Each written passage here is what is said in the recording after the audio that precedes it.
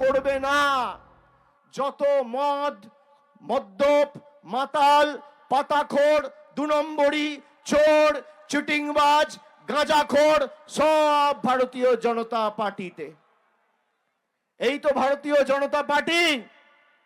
এদেরকে জিজ্ঞেস করুন যে আপনারা 12 বছর ধরে কেন্দ্রে ক্ষমতায় ক পয়সা বাঁকুড়ার জন্য এনেছেন। আমার মনে আছে আমি 2023 সালে দুর্গাপুর থেকে যখন বাঁকুড়া শহরের দিকে যাচ্ছিলাম, আমি এই সালতোরায় এখানে খাদান কর্মী, পাথরের খাদানে যারা কাজ করেন সেই কর্মী ভাইদের সাথে কথা বলেছিলাম। তারা তাদের সমস্যার কথা বলেছিল। আমি শুনেছি কারা এখানে খাদানের সাথে যুক্ত ছিলেন বা এখনো যুক্ত রয়েছেন, একটু হাত তুলুন তো, একটু হাত তুলুন তো। কারা যুক্ত ছিলেন বা যুক্ত আছেন? বসে তুলুন, দাঁড়াতে হবে না, বসে তুলুন। এই মুহূর্তে আমার কাছে যতটুকু তথ্য আমি পেয়েছি সেই তথ্য অনুসারে সালতোরায় 4টে এবং মেজিয়ায় 1টা, 5টা খাদান চালু রয়েছে এবং প্রায় 120টা ক্রাশারের কাজ চলছে। 250টার উপর ক্রাশার রয়েছে। কিন্তু কিছু আইনি জটিলতা, কিছু বাধ্যবাধকতা, একটা খাদান করতে গেলে মিনিমাম 1 হেক্টর জমির প্রয়োজন হয়। তারপর একাধিক সরকারি পারমিশন, শুধু রাজ্য সরকার নয়, এই ঝাড়খণ্ডের রাঁচিতে director general of mine safety, তাদের এনওসি বা তাদের ছাড়পত্র পেতে গেলে মাসের পর মাস লেগে যায়। এমনকি কোনো খাদান মালিককে বৈধভাবে আইনি প্রক্রিয়া মেনে যদি খাদান চালুও করতে হয় তাহলে এককালীন তাকে সরকারি যে ফিজ রয়েছে প্রায় 30-32 লক্ষ টাকা ফিজ জমা দিতে হয় এবং 24 মাস থেকে 30 মাস, 2 থেকে 2.5 বছর এই প্রক্রিয়া সম্পূর্ণ করতে লাগে। তারপর অনৈতিকভাবে বেআইনি ঘুরপথে ওই ডিজি মাইন্স ঝাড়খণ্ডে রাঁচিতে যার অফিস, তাকে লক্ষ লক্ষ টাকা ঘুষ দিতে হয়। এই বাঁকুড়ায় সালতোরার বিধায়ক বিজেপির, 24 অব্দি বিধায়ক ছিল বিজেপির। আমি জিজ্ঞেস করি বিজেপির বিধায়ক সাংসদদের লজ্জা লাগে না? যেখানে মানুষের অসুবিধা হয় আর মানুষের কর্মসংস্থানের দাবিতে যখন মানুষ সোচ্চার হয়, কেন্দ্রীয় সরকারের সংস্থাকে ঘুষ দিয়ে লক্ষ লক্ষ টাকার মানুষকে নিজের অধিকারের স্বার্থে লড়তে হয়, তখন এদের বড় বড় ভাষণ কোথায় থাকে? আমি আপনাদের বলি, এখানে সরকারের প্রায় 133 হেক্টর জায়গা রয়েছে। আমি বিগত 2 মাস ধরে এই যে জটিলতা, এই জটিলতার উপর কাজ করেছি। আমি আজকেই সভা করতে হঠাৎ করে সালতোরা এলাম কেন? বাঁকুড়ায় এত ব্লক আছে, টাউন আছে, বিষ্ণুপুরে যেতাম, সোনামুখীতে যেতাম, রায়পুরে যেতাম, রানীবাঁধে যেতাম, অন্য জায়গায় যেতাম, বাঁকুড়া শহরে করতে পারতাম, তা তো করিনি। এসছি কোথায়? সালতোরায়, আপনাদের কাছে। আপনাদের কথা দিয়ে গেছিলাম আমাদের পঞ্চায়েত নবজোয়ারের যে কর্মসূচি ছিল পঞ্চায়েতের আগে, সেই কর্মসূচি শেষ হওয়ার পরে কিছু জায়গায় মাইন্সের কাজ বা স্টোন ক্রাশার্সের কাজ আইনি প্রক্রিয়া মেনে চালু হয়েছিল। আবার যেহেতু অনেক বাধ্যবাধকতা, কোর্টের অর্ডার রয়েছে, ফুল ফ্লেজেড সেই কাজ চালু হয়নি, এখন বন্ধ রয়েছে। আমি আপনাদের বলি, এখনো পর্যন্ত প্রায় 4000 4500 কর্মী ভাইয়েরা সরাসরি এই কাজের সাথে যুক্ত রয়েছেন, যারা বর্তমানে কাজ করছেন। আর পুরো যদি সব ক্রাশার ফাংশনাল হয়ে যায় বা অপারেশনাল হয়ে যায় তাহলে প্রায় 25,000 লোক কাজ পাবে। এবং সরকারি যে 133 হেক্টর জমি রয়েছে সেখানে প্রায় 18টা মাইন রয়েছে। এই 18টা মাইনের কাজ যদি শুরু হয় আইনি প্রক্রিয়া মেনে সম্পূর্ণ হয়ে, তাহলে কমপক্ষে 25,000 লোক কর্মসংস্থানের বাড়তি সুযোগ পাবে আগামী দিনের। আমি গত 2 মাস ধরে এর উপর কাজ করেছি। আজকে সকালবেলাও মুখ্যমন্ত্রীর সাথে কথা বলেছি। মুখ্যমন্ত্রীর দপ্তর থেকে সরকারি বিভিন্ন বিভাগ, সংশ্লিষ্ট দপ্তর, আধিকারিকদের নির্দেশ দেওয়া হয়েছে যে পুরো প্রসেস রিভিউ করে আগামী 2 মাসের মধ্যে মার্চের 31 তারিখের আগে সব কাজ চালু করে বাড়তি 25,000 লোকের কর্মসংস্থানের ব্যবস্থা করতে হবে। আপনারা মার্চের মধ্যে সেটা দেখতে পাবেন। কথা দিয়ে কথা রাখার নাম তৃণমূল কংগ্রেস। এখানে জলের সমস্যা রয়েছে। আমি ছাতনা দিয়ে যখন যাচ্ছিলাম নবজোয়ারের সময়, আমাকে যাওয়ার সময় কিছু মহিলারা বলল, দাদা জলের সমস্যা রয়েছে অনেক দিন ধরে। কিন্তু আপনারা জানেন না, জল জীবন মিশন, এখানে আপনাদের এমপি অরূপ চক্রবর্তী রয়েছে। কেন্দ্র সরকারের কাছে আমরা প্রতিনিধি দল পাঠিয়েছিলাম, সেখানে তিনি ছিলেন। কেন্দ্র সরকারের যে 50% টাকা পানীয় জলের প্রকল্পে দেবার কথা, সেই 2,500 কোটি টাকা আজও গায়ের জোরে বিজেপি সরকার বন্ধ করে রেখেছে। আর আমাদের সরকারের 2500 কোটি টাকা দেওয়ার কথা ছিল, আমাদের সরকার 4,560 কোটি টাকা দিয়েছে। আর কেন্দ্র সরকারের টাকা এই নরেন্দ্র মোদী সরকারের টাকা, এই সৌমিত্র খাঁ, সুভাষ সরকারের টাকা এখনো পর্যন্ত মোদী সরকার গায়ে জোরে গাজোয়ারি করে আটকে রেখেছে। বলুন, এদের আগামী দিন উচিত শিক্ষা দেবেন না? যারা আমাদের জলের টাকা, যারা আমাদের বাড়ির টাকা, যারা আমাদের রাস্তার টাকা, যারা আমাদের সর্বশিক্ষা মিশনের টাকা, জল জীবন মিশনের টাকা গায়ের জোরে আটকে রাখে, তাদের উচিত শিক্ষা দেবেন কিনা আজকে আমি বাঁকুড়ার মায়েদের ভাইদের জিজ্ঞেস করতে চাই। 2021-এর বিধানসভায় আপনারা তৃণমূলকে বাঁকুড়ার 12টা আসনের মধ্যে 4টি আসনে জয়যুক্ত করেছিলেন, বাকি 8টি থেকে জিতেছিল বিজেপির প্রতিনিধিরা।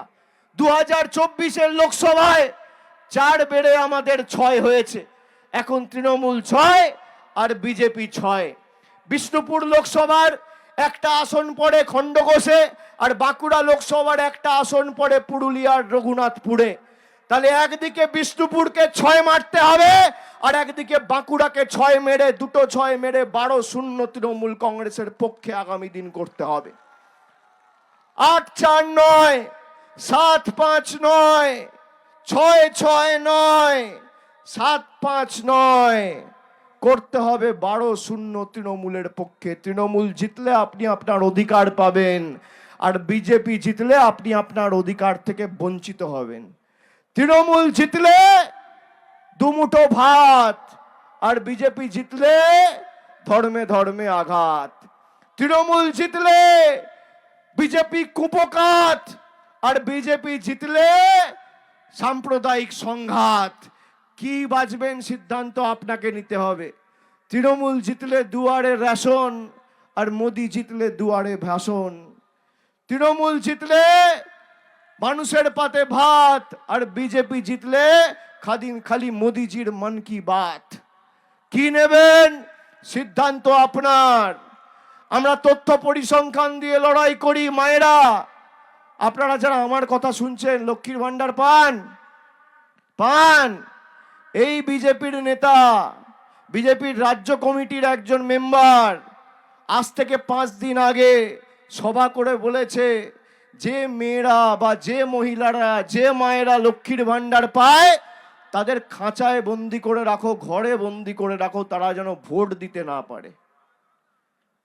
মায়েদের বিজেপির নেতারা বন্দি করে রাখতে চায়। আমি বলবো, ভোটের রেজাল্ট যেদিন বেরোবে, দিল্লি দেখবে কে কাকে বন্দি করেছে। চলবে না অন্যায়, টিকবে না ফন্দি। মায়েদের আদালতে মোদি বাবুকে হতে হবে বন্দি।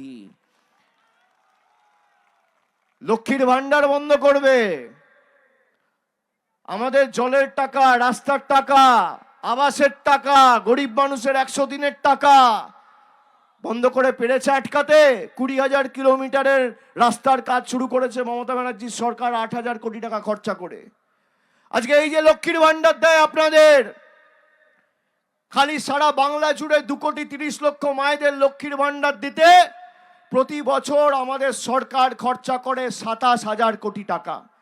যতদিন মমতা ব্যানার্জির মামাটি মানুষের সরকার বাংলার মাটিতে আছে, আপনার লক্ষ্মীর ভান্ডারের উপর কেউ চোখ তুলে তাকাতে পারবে না। যতদিন আমরা আছি আপনি লক্ষ্মীর ভান্ডার মাসের প্রথমে পাবেন, কেউ আটকাতে পারবে না। এটা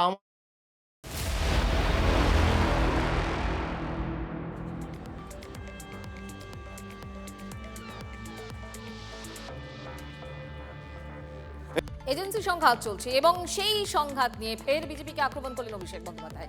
বিজেপি কি ভেবেছে ইডি দিয়ে, এজেন্সি দিয়ে আটকাবে তৃণমূলকে? না, পারবে না। ভারতবর্ষের একজন নাগরিক বা একজন বাঙালি যদি না থাকতো, স্বাধীনতা পেতেন না। ঈশ্বরচন্দ্র বিদ্যাসাগর বর্ণ পরিচয় স্রষ্টা যদি না থাকতো, তাহলে নিজের নামটা আর বাবার নামটা লিখতে পারতেন না। আর মমতা বন্দ্যোপাধ্যায় যদি না থাকতো, তাহলে মাথায় রাখবেন, এই যে ঘন ঘন ডেলি প্যাসেঞ্জারি করছেন দিল্লি থেকে, গুজরাট থেকে, আজও সিপিএম এর বন্দুক আর বোমের নিচে মাথা নিচু করে বাংলার মানুষকে আর বিজেপিকে বেঁচে থাকতে হতো।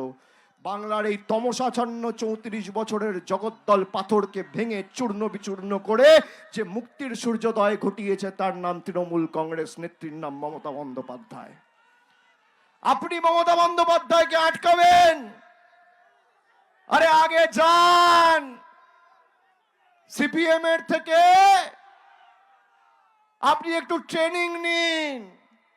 মমতা বন্দ্যোপাধ্যায় অন্য ধাতুতে তৈরি, তৃণমূল কংগ্রেসের কর্মীরা মাথা নত করতে জানে না। আমাদের মাথা কেটে দেবেন, দিল্লির কাছে বশ্যতা স্বীকার করব না, মেরুদণ্ড বিক্রি করব না, আত্মসম্মান বিকিয়ে দেব না। এই বাংলা পথ দেখায়, ভারতবর্ষকে পথ দেখিয়েছে। মহামতি গোখলে বলেছিল, what Bengal things today, rest of India things tomorrow. SIR এর নাম করে বাঙালির উপর অত্যাচার। এক সপ্তাহ আগে রানীমাদে একজন বিএলও সুইসাইড করলো। আজ আমি আসার সময় শুনছি বীরভূমে আবার একজন এসআইআর এর নোটিশ পেয়ে হিয়ারিং এর লাইনে দাঁড়িয়ে কাঞ্চন মণ্ডল বলে একজন ভদ্রলোক, তিনি মারা গেছেন। 2 মাসের মধ্যে প্রায় 70টা তরতাজা প্রাণ আমরা হারিয়েছি। বাঙালিকে শুধু ভাতে মারতে চাইনি, বাঙালিকে প্রাণে মেরেছে এই ভারতীয় জনতা পার্টি, বহিরাগত বিজেপি এবং বাংলা বিরোধী বিজেপি। করা যায় ইমিডিয়েট 1 মাসের মধ্যে সেই কাজও করতে বলে দেওয়া হয়েছে। এই দুটো কথা আমি আপনাদের কথা দিয়ে গেলাম। আর এই নয় যে 3 মাস, 4 মাস, 5 মাস, 6 মাস, 2 মাসের মধ্যে এই কাজের বাস্তবায়ন আপনারা সবাই দেখতে পাবেন। এটা তৃণমূল কংগ্রেসের কমিটমেন্ট। কিন্তু আপনাদের কথা দিতে হবে যে যারা এক বুক আশা, আকাঙ্ক্ষা, স্বপ্ন, ভালোবাসা নিয়ে ভারতীয় জনতা পার্টিকে ভোট দিয়ে জিতিয়ে ভেবেছিলেন বাঁকুড়ায় অনেক কাজ হবে, তারা আজ বুঝছেন যে ভারতীয় জনতা পার্টিকে জেতানো আর খাল কেটে কুমির আনা এক। আজকে আমাদেরকে বাংলাদেশি বলছে কে? বিজেপির নেতারা। যারা বাংলায় কথা বলে তাদেরকে বলছে বাংলাদেশি। আমাদের বাড়িতে কি খাবার থাকবে নরেন্দ্র মোদী সরকার ঠিক করবে। আমরা কার সাথে কথা বলবো নিদান দেবে কেন্দ্র। আমি কি রঙের জামা পরবো নিদান দেবে বিজেপি।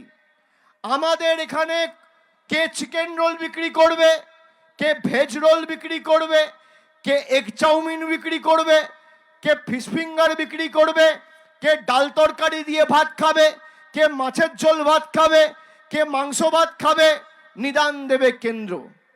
আপনারা চান 70টা বিধায়ক নিয়ে যে দল একটা গরিব ছেলেকে খালি চিকেন প্যাটিস বিক্রি করে বলে বেধড়ক মার মেরেছে, সেই দল যদি আজকে বাংলায় থাকতো তাহলে কি অবস্থা করত?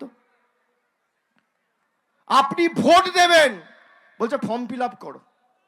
আপনি ভাবুন, 1 বছর 2 বছর 3 বছর পর বলবে এই যে নিঃশ্বাস নিচ্ছেন ফর্ম ফিল আপ করুন, পানীয় জল খাবেন ফর্ম ফিল আপ করুন।